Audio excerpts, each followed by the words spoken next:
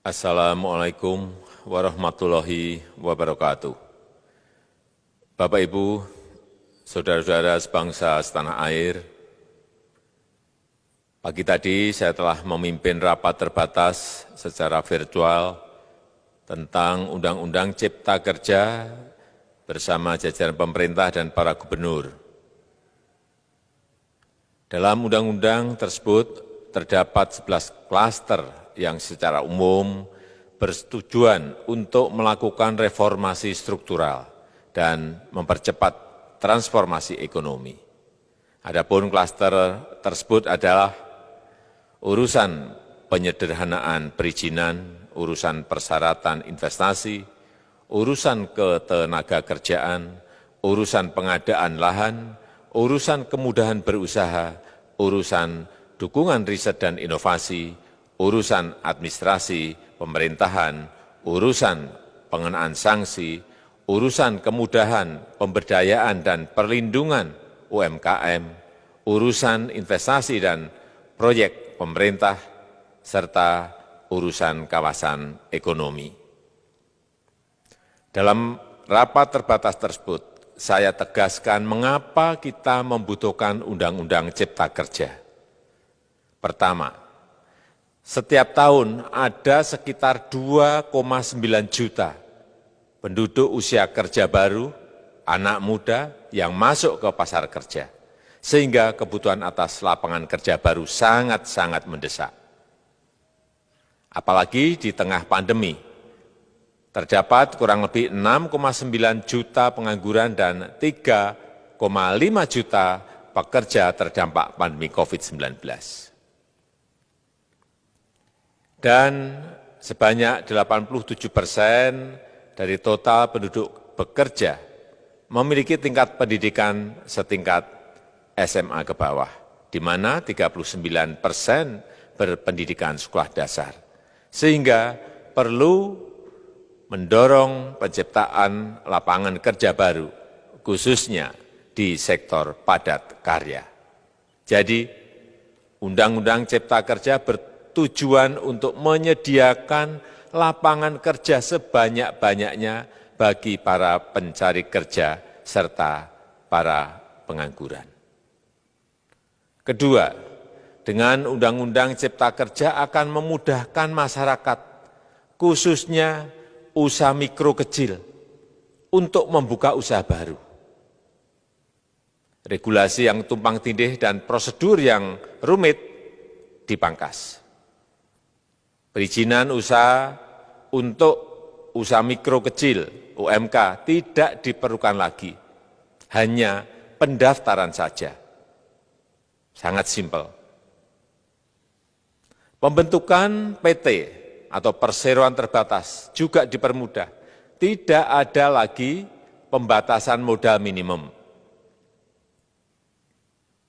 Pembentukan koperasi juga dipermudah. Jumlahnya hanya 9 orang saja. Koperasi sudah bisa dibentuk. Kita harapkan akan semakin banyak koperasi-koperasi di tanah air.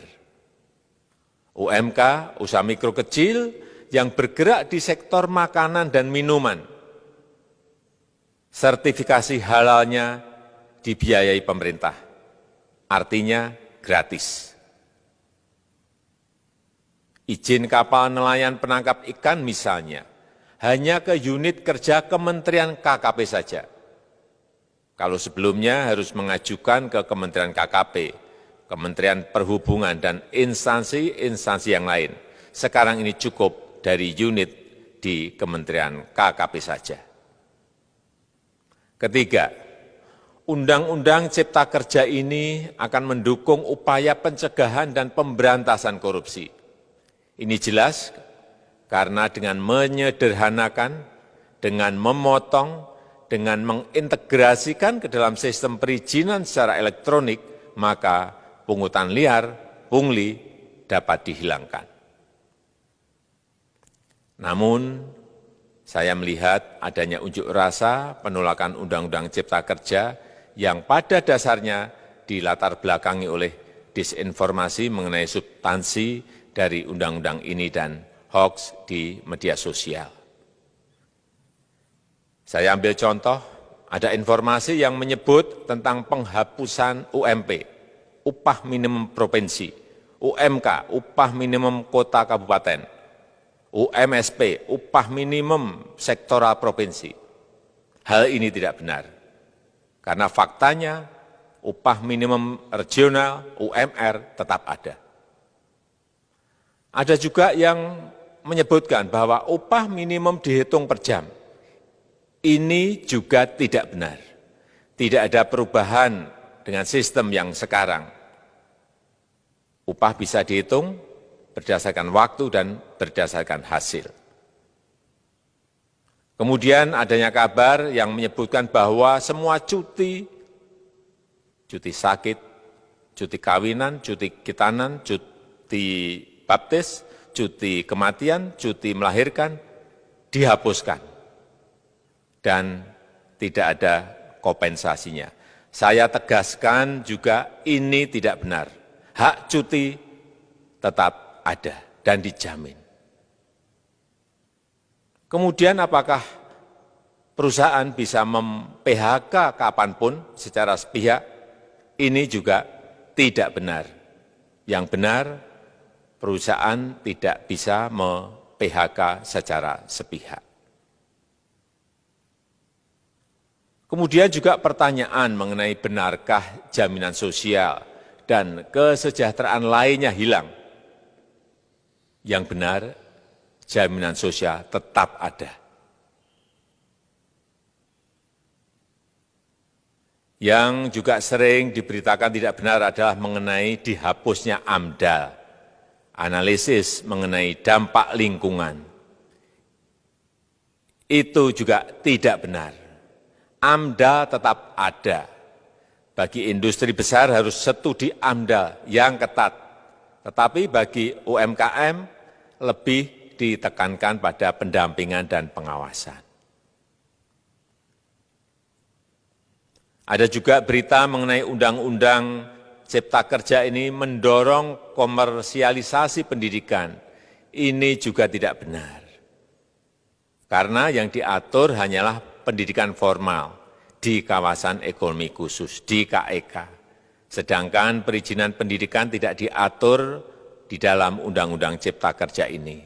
Apalagi perizinan untuk pendidikan di pondok pesantren. Itu tidak diatur sama sekali dalam Undang-Undang Cipta Kerja ini. Dan aturannya yang selama ini ada tetap berlaku. Kemudian diberitakan bahwa keberadaan bank tanah. Bank tanah ini diperlukan untuk menjamin kepentingan umum, kepentingan sosial, kepentingan pembangunan nasional, pemerataan ekonomi, dan konsolidasi lahan serta reforma agraria. Ini sangat penting untuk menjamin akses masyarakat terhadap kepemilikan tanah, kepemilikan lahan, dan kita selama ini tidak memiliki bank tanah. Saya tegaskan juga bahwa Undang-Undang Cipta Kerja ini tidak melakukan resentralisasi kewenangan dari pemerintah daerah ke pemerintah pusat. Tidak ada.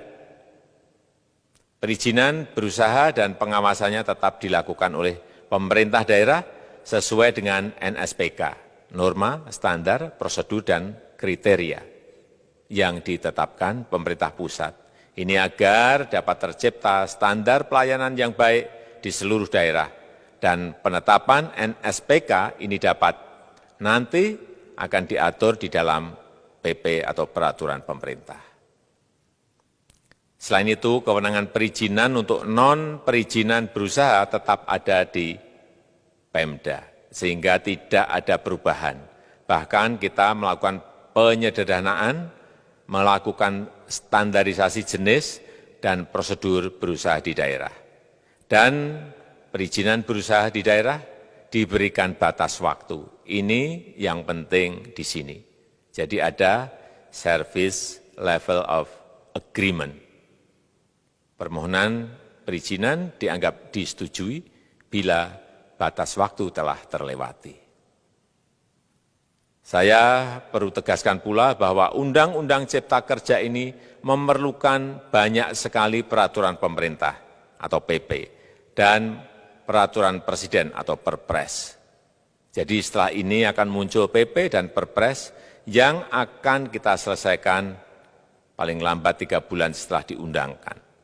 Kita pemerintah membuka dan mengundang masukan-masukan dari masyarakat dan masih terbuka usulan-usulan dan masukan dari daerah-daerah. Pemerintah berkeyakinan melalui Undang-Undang Cipta Kerja ini jutaan pekerja dapat memperbaiki kehidupannya dan juga penghidupan bagi keluarga mereka. Dan kalau masih ada, jika masih ada ketidakpuasan terhadap Undang-Undang Cipta Kerja ini, silahkan mengajukan uji materi atau judicial review melalui MK, Mahkamah Konstitusi. Sistem ketatanegaraan kita memang mengatakan seperti itu. Jadi, kalau masih ada yang tidak puas dan menolak, silahkan diajukan uji materi ke MK. Saya rasa itu yang bisa saya sampaikan pada kesempatan yang baik ini. Terima kasih. Wassalamualaikum warahmatullahi wabarakatuh.